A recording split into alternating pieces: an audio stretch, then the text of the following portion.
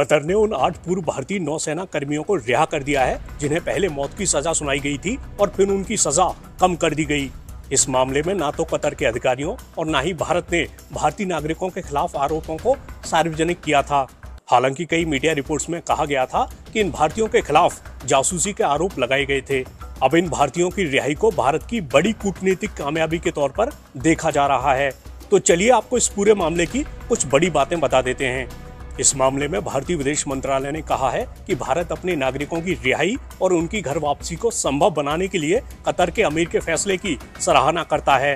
विदेश मंत्रालय ने कहा, भारत सरकार कतर में कस्टडी में लिए गए देहरा ग्लोबल कंपनी के लिए काम करने वाले 8 भारतीय नागरिकों की रिहाई का स्वागत करती है। आके वाकई बहुत खुशी हो रही है कि वापस इंडिया पहुंच गए हम सेफ एंड साउंड। और definitely honourable prime minister Shri Modi को धन्यवाद करना चाहेंगे कि उनके पर्सनल इंटरवेंशन से ये पॉसिबल हुआ, और गवर्नमेंट ऑफ कतार के हिज एक्सीलेंसी द अमीर को कि उन्होंने ये होने दिया। Without the intervention of prime minister Modi it wouldn't be, आज हम आपके सामने खड़े नहीं हो रहे होते अगर इंटरवेंशन नहीं होता at that level, highest level. And specially government of India, उनके अथक प्रयास से कि वो कंसिस्टेंटली लगे रहे and we are there in front of you.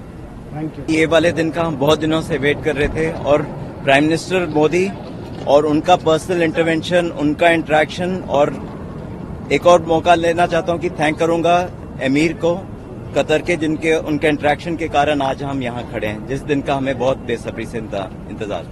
आपको बता दें कि नौसेना के पूर्व कर्मियों को 26 अक्टूबर को कतर की एक अदालत ने मौत की सजा सुनाई थी। इसके बाद खाड़ी देश की अपीली अदालत ने 28 दिसंबर को मौत की सजा को कम कर दिया था और पूर्व नौसेना कर्मियों को अलग अलग अवधि के लिए जेल की सजा सुनाई थी।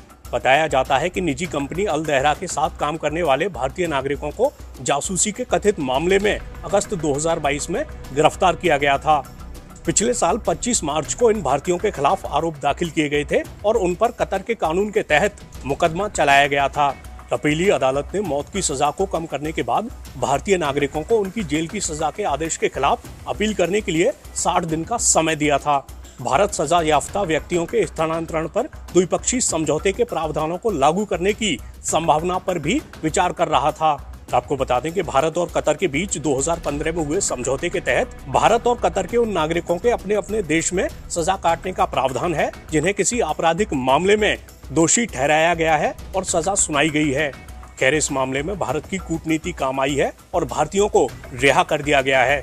कुछ मीडिया रिपोर्ट्स में कहा गया है कि इस मामले में भारतीय प्रधानमंत्री नरेंद्र मोदी और कतर के अमीर के बीच बीते 1 दिसंबर को दुबई में हुई एक मुलाकात की खास भूमिका रही। Hip hip hurray! Hip hip hurray! Bharat माता की जय।